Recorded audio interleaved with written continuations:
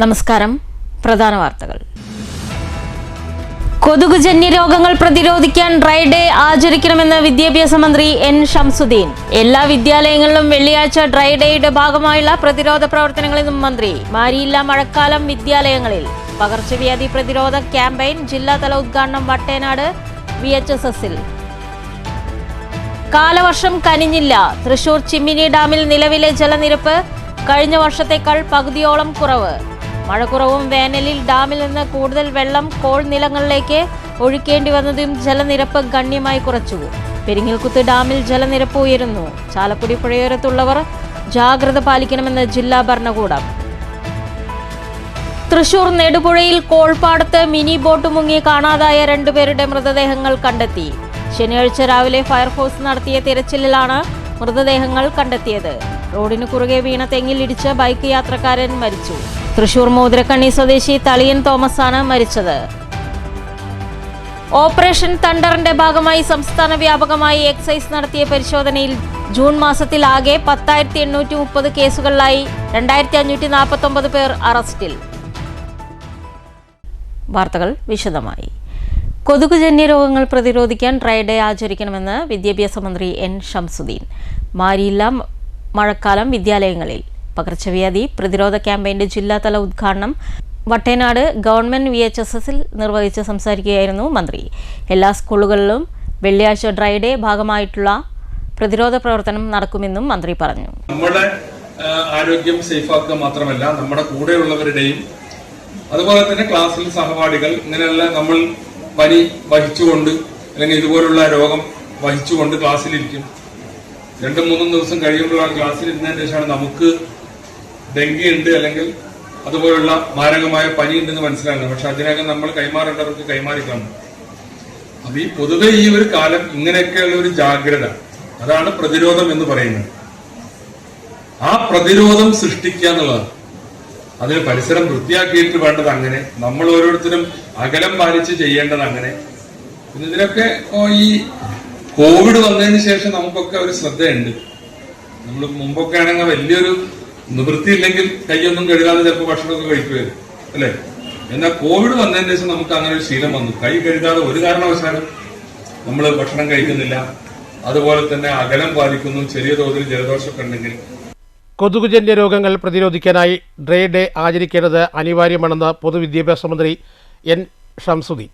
Vattenad government VHSSൽ മാരിയില്ല മഴക്കാലം വിദ്യാലയങ്ങളിൽ പകർച്ചവ്യാധി പ്രതിരോധ ക്യാമ്പ് ജില്ലാതല ഉദ്ഘാടനം നിർവഹിക്കുകയായിരുന്നു മന്ത്രി. പകർച്ചവ്യാധികൾ പകരാതിരിക്കുന്നതിന് ഓരോരുത്തർക്കും ഉത്തരവാദിത്തമുണ്ട്.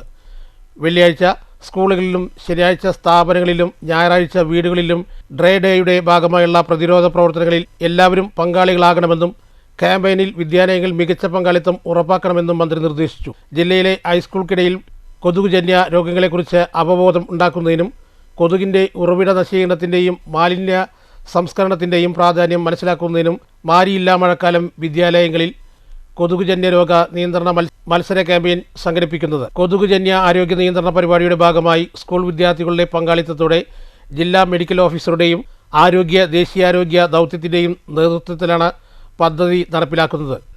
ചെറുപ്പത്തിൽ തന്നെ ശുചിത്വം വളർത്തിയെടുക്കുന്നതിലും കുട്ടികളിലൂടെ വീടുകളിൽ സന്ദേശം എത്തിക്കുന്നതിനുമാണ് ക്യാമ്പയിൻ ലക്ഷ്യം വയ്ക്കുന്നത്. കുട്ടികളുടെ നേതൃത്വത്തിൽ അധ്യാപകരുടെ സഹായത്തോടെയാണ് ക്യാമ്പയിൻ പ്രവർത്തനങ്ങൾ സ്കൂളുകളിൽ നടത്തുക. പരിപാടിയിൽ VT ബൽറാം MLA അധ്യക്ഷത വഹിച്ചു.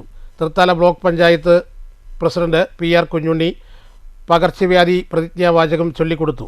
ക്യാമ്പയിൻ ലോഗോ പൊതുവിദ്യാഭ്യാസ മന്ത്രി ഒറ്റപ്പാലം ഉപജില്ലാ എഡ്യൂക്കേഷൻ ഓഫീസർ സിജു തോമസിന് നൽകി പ്രകാശനം ചെയ്തു. ജില്ലാ surveillance officer doctor Geethu Mariya Joseph campaign വിശദീകരണം നടത്തി.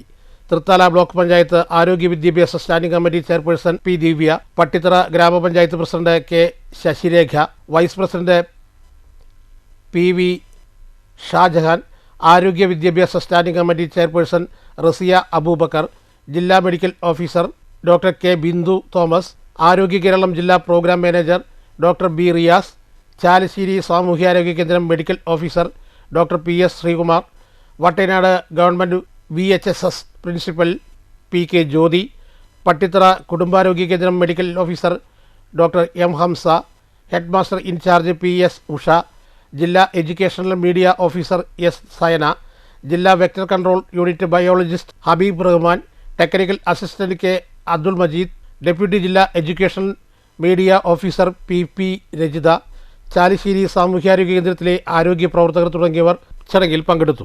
News bureau, Palakkad. കാലവർഷം കനിഞ്ഞില്ല. തൃശൂർ ചിമ്മിനി ഡാമിൽ നിലവിലെ ജലനിരപ്പ് കഴിഞ്ഞ വർഷത്തേക്കാൾ പകുതിയോളം കുറവ്. മഴക്കുറവും വേനലിൽ ഡാമിൽ നിന്ന് കൂടുതൽ വെള്ളം കോൾനിലങ്ങളിലേക്ക് ഒഴുക്കേണ്ടി വന്നതുമാണ് ജലനിരപ്പ് കുറയാൻ കാരണം. ജലനിരപ്പ് ഗണ്യമായി കുറഞ്ഞെങ്കിലും കാനന സൗന്ദര്യ കാഴ്ചകളുടെ വിരുന്നൊരുക്കി ചിമ്മിനി സഞ്ചാരികളെ ആകർഷിക്കുന്നു. 76.70 മീറ്ററാണ് ചിമ്മിനി ഡാമിന്റെ പരമാവധി ജലനിരപ്പ്.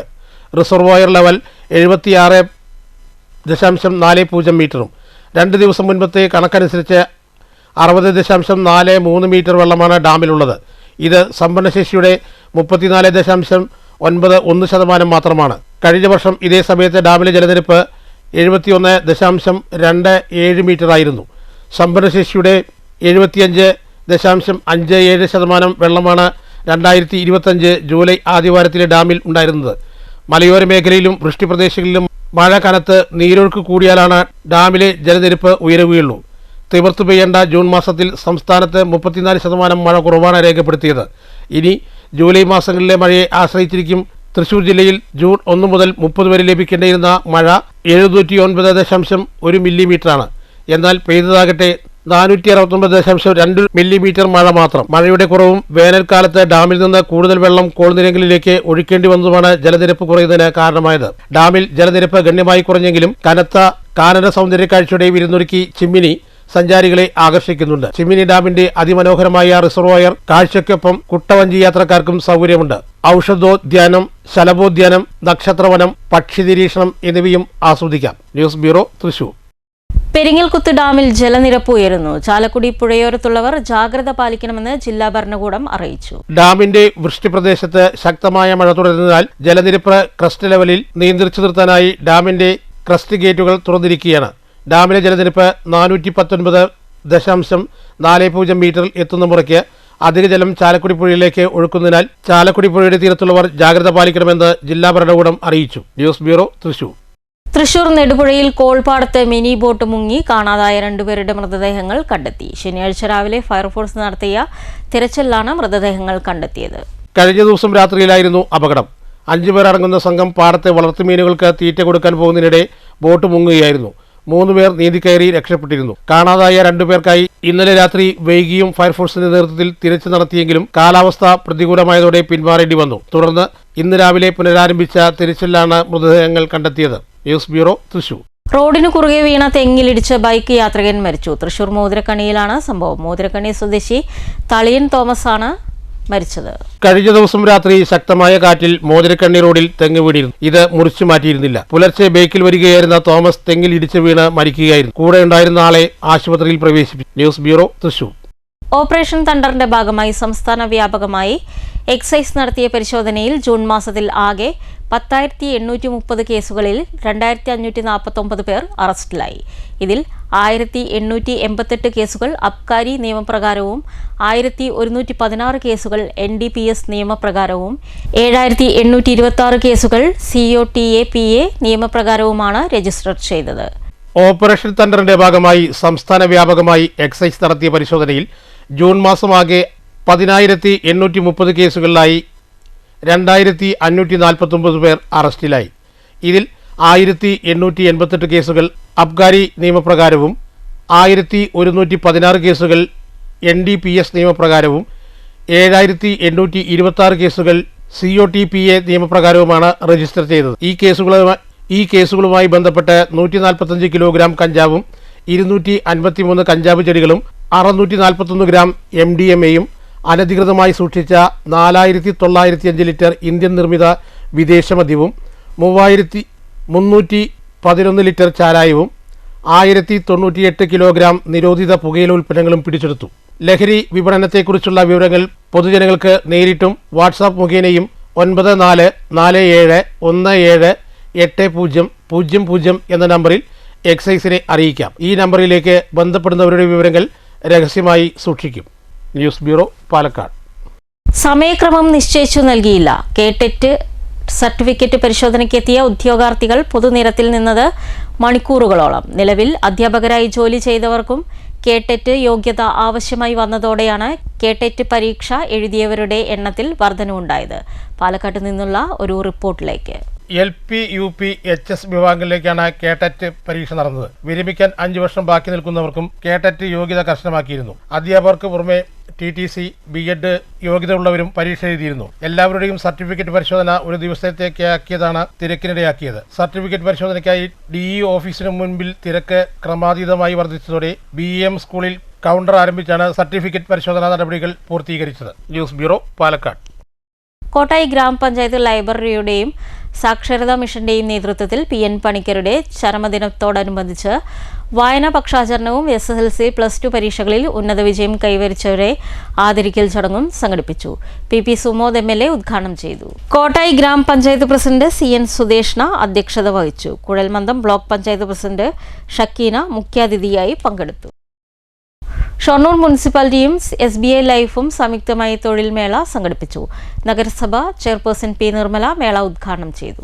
വാർഡുകൾ തോറും വിവിധ തസ്തികകളിൽ ഫുൾ ടൈം, പാർട്ട് ടൈം വ്യവസ്ഥയിൽ നിശ്ചിത യോഗ്യതയുള്ള 65 വയസ്സിന് താഴെയുള്ള യോഗ്യതരായ ഉദ്യോഗാർത്ഥികളെ നിയമിക്കുന്നതിന് വേണ്ടിയാണ് ഷൊർണൂർ മുനിസിപ്പാലിറ്റിയും SBI ലൈഫും സംയുക്തമായി ഷൊർണൂർ കൃഷിഭവൻ ഹാളിൽ തൊഴിൽ മേള സംഘടിപ്പിച്ചത്.